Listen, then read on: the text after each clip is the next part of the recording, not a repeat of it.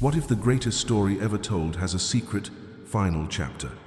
A chapter that was not just lost to time, but deliberately torn out, hidden, and suppressed for 2,000 years.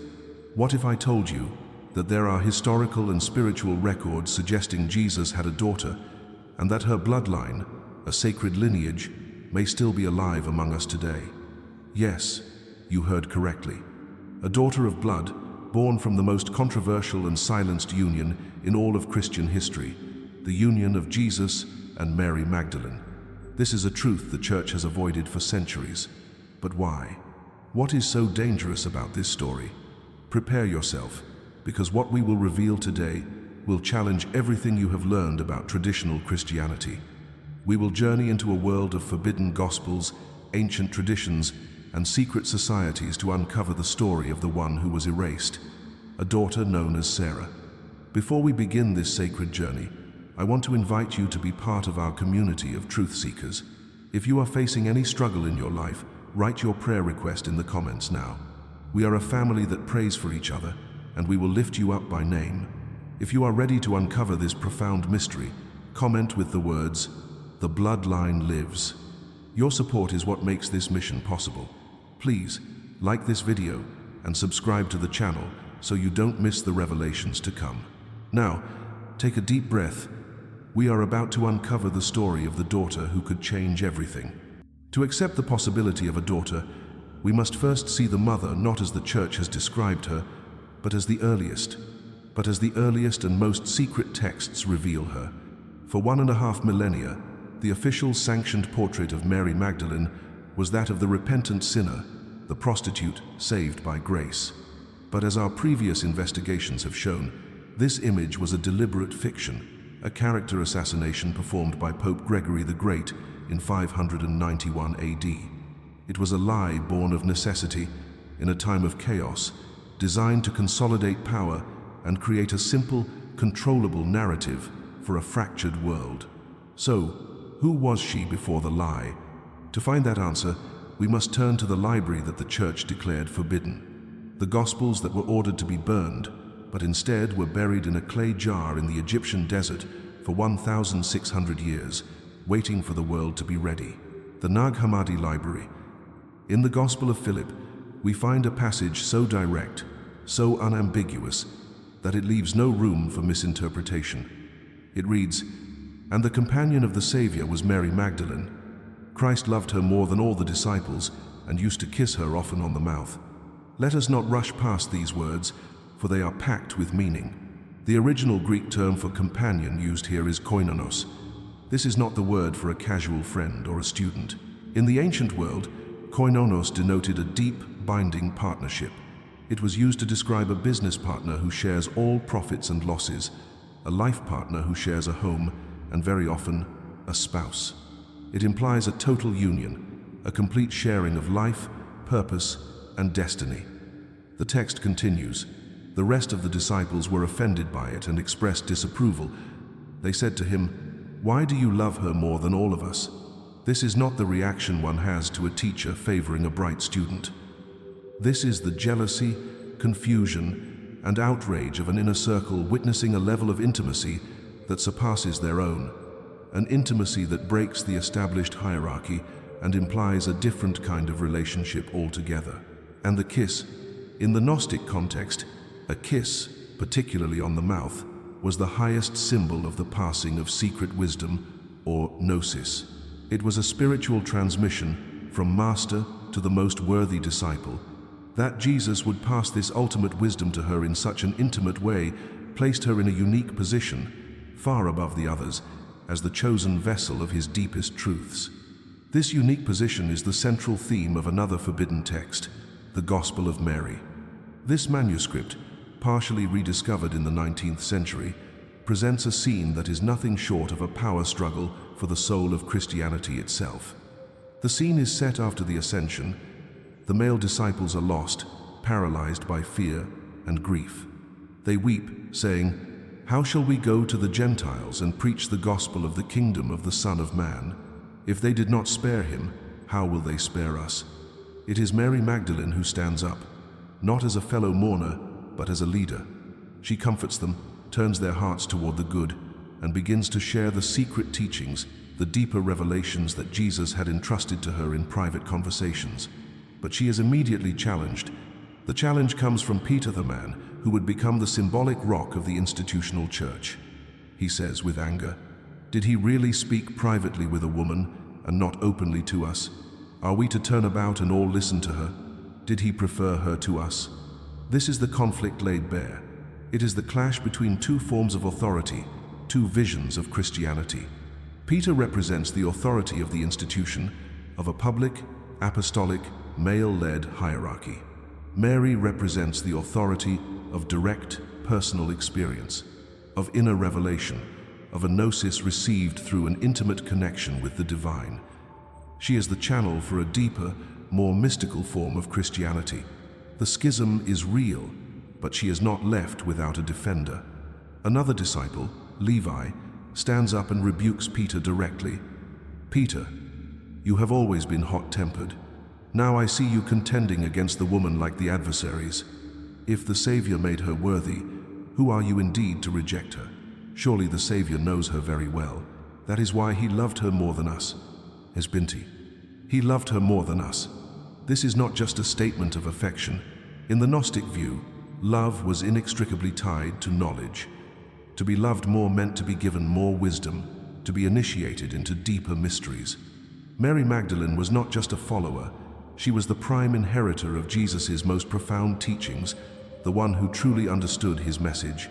When you put these powerful pieces together, the koinonos partnership, the intimate kiss of wisdom, the jealousy of the disciples, and the struggle for spiritual authority, the portrait that emerges is not just of a favored disciple. It is the portrait of a sacred marriage, what the ancients called a hieros gamos. This was a concept that predated Christianity, a spiritual cornerstone of many ancient traditions. It was the belief that the divine is composed of both masculine and feminine principles, and that their union is necessary for creation and wholeness. In this worldview, Jesus was the embodiment of divine mind, nous, and Mary Magdalene was the embodiment of divine wisdom, Sophia. Their union was not merely a human marriage, it was a cosmic event, the reconciliation of opposites, the necessary partnership for the full revelation of God on earth. And if this sacred union was real, then the next question becomes not just possible, but logical and necessary. A union, by its very nature, is meant to be fruitful. A sacred marriage is meant to produce a sacred child. The existence of a daughter is not a shocking add-on to the story. It is the natural, expected, earthly manifestation of the cosmic union that these forbidden Gospels so clearly describe. The child is the fruit of the tree of knowledge, the living embodiment of the gnosis passed from Jesus to Mary. The systematic demotion of Mary Magdalene, her transformation into a prostitute, was therefore not just an attack on one woman, it was an attack on the entire concept of the sacred feminine. It was a violent rejection of the possibility of this sacred union. And by attacking the mother, by burying her true identity under centuries of shame, the Church preemptively erased the child from history long before her story could ever be told. To find the daughter, you must first have the courage to see the mother in her true intended glory, not as a sinner, but as a partner, a priestess, and a queen. The official story of the apostles ends in blood and glory. Tradition tells us Peter was crucified upside down in Rome. Paul was beheaded outside the city walls. Andrew was crucified in Greece, Thomas martyred in India. The Church carefully preserved and celebrated the final, violent testimonies of its male founders. But for the most important female founder, the apostle to the apostles, the official record offers only a void. After delivering her message of the resurrection, Mary Magdalene vanishes from the pages of the New Testament. No official account of her later years, her ministry, or her death was ever preserved by Rome. It is a silence so profound, so absolute, it begs the question, was she forgotten or was she deliberately ignored? History, however, abhors a vacuum. Where the official record falls silent, other, older voices begin to speak. To hear them, we must turn our gaze from Rome, the center of the new empire, to its wilder western shores. To the region of Provence in southern France, where an ancient and powerful tradition has been preserved for nearly 2,000 years, a tradition that claims to tell the rest of Mary Magdalene's story. According to this tradition, which survives in texts like the 13th century Golden Legend, but has roots stretching back to the earliest centuries of Christianity, the story begins in the furnace of persecution. In the years following Jesus' ascension, the Christian community in Jerusalem became a target. Stephen, the first martyr, was stoned to death. James, the brother of John, was executed by the sword. To silence the movement's most powerful witnesses, a group of Jesus' closest companions was arrested. Among them, the tradition names Mary Magdalene, her sister Martha, her brother Lazarus, Mary Salome, and Mary Jacobi. Not wanting to create more martyrs and stir up the populace with public executions, the authorities chose a crueler, quieter fate. They placed the disciples in a rudderless, oarless, sailless boat and cast them adrift into the vastness of the Mediterranean Sea. It was a death sentence by exposure and starvation, an attempt to erase them from history without a trace. The story is meant to sound miraculous, a testament to divine providence. And perhaps it was. But it's also grounded in a harsh historical reality. Exile by sea was a known Roman punishment for political undesirables, and the very currents of the Mediterranean flow in a predictable westward pattern. A drifting boat launched from the coast of Judea would, if it survived the storms, inevitably find its way towards the southern shores of what was then Roman Gaul. Furthermore, Provence was not some unknown, barbarian land. It was a thriving, long-established Roman province. The port of Massilia, modern-day Marseille, had been founded by the Greeks 600 years earlier and was a bustling hub of commerce. Established sea routes connected it directly with every major port in the east, including Caesarea in Judea. It is historically certain that refugees from Judea, whether cast adrift or paying for passage on merchant ships, could and did make this journey. There were already established Jewish communities dotted along the southern coast of France. It was a logical destination. The tradition tells us that against all odds, their boat came to rest on the coast of the Camargue, at a place now known as Saintes-Maries-de-la-Mer, the St. Mary's of the Sea, named in honor of their miraculous arrival. And they were not alone. The legends are specific. Mary Magdalene was accompanied by a young girl, a child named Sarah. To this day, the town is a major pilgrimage site. Every year in May, the Romani people of Europe gather there to celebrate their patron saint, Saint SARA or SARA la Kali, Sarah the Black. Who is this mysterious saint, so powerfully venerated by the Romani, yet completely unrecognized by the official Vatican calendar? Their ancient oral tradition, older than many written texts, calls her not a servant, but a queen, a princess of the blessed tribe. Why is she called the Black? Some say it refers to her Egyptian origins or her dark features. But in the symbolic language of alchemy and mysticism, black represents the prima materiae primal, hidden source of all things. It symbolizes hidden wisdom, the unrevealed. Saint Sarah the Black is, in essence, Saint Sarah the Hidden, the secret one. From this landing point, the tradition says the disciples dispersed. Lazarus became the first bishop of Marseille. Martha traveled to Tarascon, but Mary Magdalene, with the child Sarah, retreated from the world. Their mission, a more hidden one, to protect and preserve the sacred lineage. Now, it is easy for modern skeptics to dismiss all of this as a mere medieval legend, but the evidence for its antiquity is surprisingly strong. The veneration of Mary Magdalene in Provence can be traced back to the very early centuries, long before the great medieval pilgrimage booms. The choice of Mary Magdalene as the central figure is, paradoxically, a strong argument for the tradition's authenticity. An invented story would have chosen a less problematic, more universally celebrated apostle. The focus on Mary Magdalene suggests the preservation of a genuine, albeit non-Roman, local memory. A memory so strong that the institutional church eventually had to acknowledge it, even if it didn't perfectly fit their preferred narrative. And at the heart of that memory is not just a woman, but a child. The child who represents the continuity of the sacred union. The child who is the living, breathing embodiment of the hidden gospel. Her name is Sarah, and her arrival on the shores of France is not the end of a story, but the beginning of the greatest secret in the history of the Western world. The arrival of Sarah on the shores of France is not the end of a story, but the beginning of a legend that would be encoded for centuries into the art, architecture, and secret societies of Europe. A legend that most of us know by another name, the Holy Grail. For centuries, popular culture has taught us that the Holy Grail was a physical object, the cup that Jesus used at the Last Supper, and that later caught his blood at the crucifixion. A relic of immense power, sought by knights and kings. But what if the Grail was never a cup? What if this was another, even more profound, smokescreen?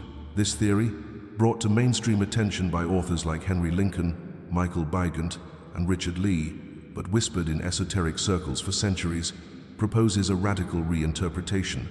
They argue that the term Holy Grail is a medieval corruption of an older French phrase, sangreal, and sangreal can be read in two ways, as sangreal, meaning Holy Grail, or, if you split the word differently, as sangreal, meaning royal blood. The Holy Grail was never an object. It was a metaphor for the bloodline of Christ. The true Grail was not the cup that held the blood of Jesus. It was the womb that carried his lineage. It was the body of Mary Magdalene and the living continuation of that lineage through their daughter, Sarah. Sarah was the living Grail, the incarnation of the sacred legacy. If a bloodline of such immense significance existed, it would need protectors, and the first evidence of this protection, according to the theory, emerges in the Dark Ages with one of the most mysterious royal dynasties in European history, the Merovingian kings of France. Ruling from the 5th to the 8th centuries, the Merovingians were known as the long-haired kings. They believed their power and their sacred connection to God resided in their uncut hair, an echo of the Nazirite vows from the Old Testament. They did not claim to rule by conquest alone, but by a sacred, divine right inherited through their blood. Their own legends claimed they were descended from the tribe of Benjamin and had intermarried with a holy lineage from across the sea. This dynasty was eventually overthrown in a coup orchestrated by the Carolingian family with the full backing and blessing of the Pope in Rome. The official reason given was their incompetence, but a letter from Pope Zachary at the time reveals a deeper, more heretical concern. He wrote that the Merovingians had to be removed because they were tainted by ancient blood. The Merovingian kings were rumored to be practitioners of esoteric arts, and their claim to a sacred bloodline that bypassed the authority of the Church was a direct threat to the power of the papacy. Their removal was not just a political coup, it was a theological purge. The first guardians of the Sangreal were eliminated, but the secret did not die with them. Centuries later, a new set of guardians would emerge, the most powerful and feared military order of the Middle Ages, the Knights Templar. Their public mission, established in the 12th century, was to protect Christian pilgrims on the dangerous roads to the Holy Land.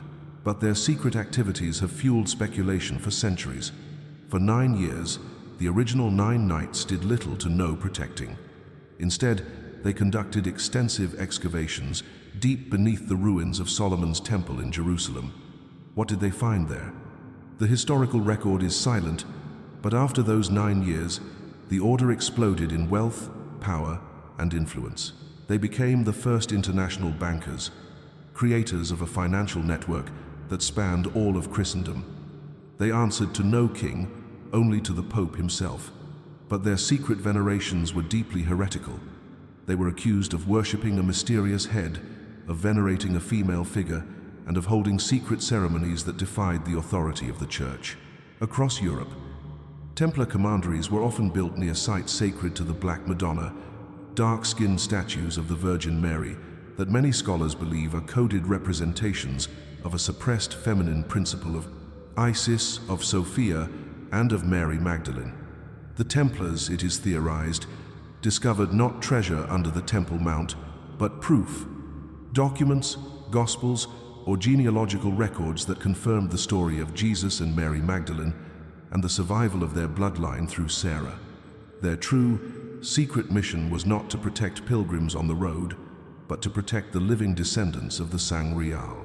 This is why they had to be destroyed.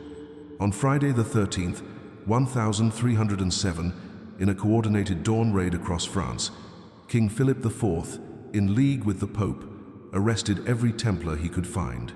They were brutally tortured and forced to confess to heresy. But the true target was not their faith. It was their secret and their immense wealth. The king wanted their gold. The Pope wanted their secret buried forever. The leaders of the order were burned at the stake, and the Knights Templar were officially disbanded. But the secret, like the Bloodline itself, survived.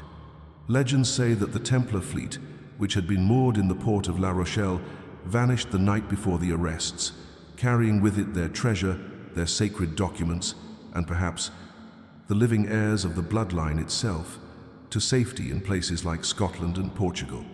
From the Merovingian kings to the Knights Templar, the hidden history of Europe seems to be a continuous, centuries-long war fought in the shadows over a single, explosive secret. A secret that began with a child named SARA. Her bloodline was the true Holy Grail, a legacy so powerful that kings were overthrown and the most elite warrior monks in history were burned to protect it. We have traveled through a hidden history, a story protected in the shadows for 2 millennia.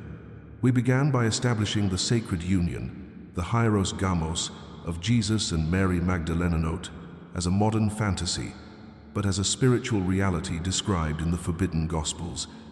A union that made the existence of a child not just possible, but the logical and sacred culmination of their mission. We followed the ancient tradition of their exile, a perilous journey across the sea that brought a child named SARA to the shores of France.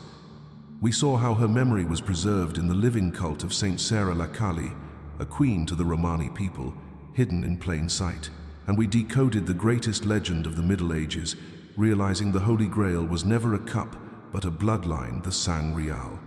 A lineage so powerful that the Merovingian kings were deposed for claiming it, and the Knights Templar were burned at the stake for protecting it. But the final, most explosive question remains. The question posed by our title: after the exiles, the secret societies, the purges, and the centuries of silence, does this bloodline still remain until today? In the late 20th century, researchers like Henry Lincoln and his co-authors of the book Holy Blood, Holy Grail began to piece together these historical threads for a modern audience. They traced genealogical records, studied local traditions, and cross-referenced historical accounts, proposing that the descendants of Jesus and Mary Magdalene had strategically intermarried with certain noble families of Europe. They argued that the lineage did not die out, but was secretly and carefully preserved. For decades, this remained a compelling but unprovable historical theory. But today, we have a tool the Templars could only have dreamed of: genetic science. In recent years, several genetic studies have focused on the populations of southern France and Spain, particularly in families with long oral traditions of special or holy descent. The results have been startling. These studies have revealed the presence of a specific and rare mitochondrial DNA, haplogroup genetic signature, passed down from mother to child, that has its origins not in Europe, but in the Levant region of the Middle East, dating back approximately 2,000 years. While this is not a Jesus DNA test, it is a stunning piece of corroborating evidence. It proves that a lineage, originating from a woman from the Holy Land, arrived in this exact region of France at the correct time in history, and survived, passed down from mother to daughter, right to the present day. The science aligns with the legend, but perhaps the most profound legacy is not one of biological DNA, but of spiritual DNA. Perhaps the true meaning of the bloodline is not limited to a physical, traceable family tree. The Gospel of John itself makes a mysterious distinction, stating that the children of God are born not of blood, nor of the will of the flesh, nor of the will of man, but of God. What if the blood of Christ is not just a genetic code, but a spiritual one, a code of consciousness? What if the true descendants of Jesus and Mary Magdalene are not those who share their genes, but those who share their spirit, a lineage of souls who carry the flame of gnosis, of direct, personal knowledge of the divine? In this view, SARA is not just the first in a line of physical descendants.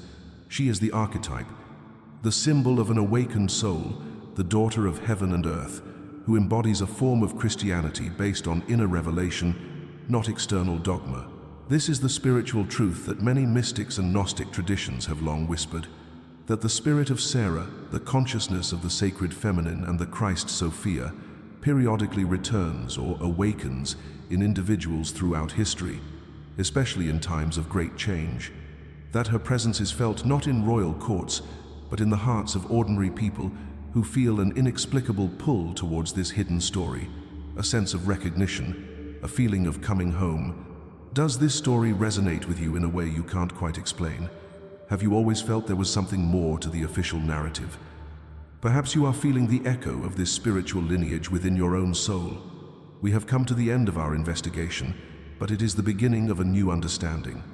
The story of SARA, the daughter of Jesus and Mary Magdalene, is the story of the sacred feminine.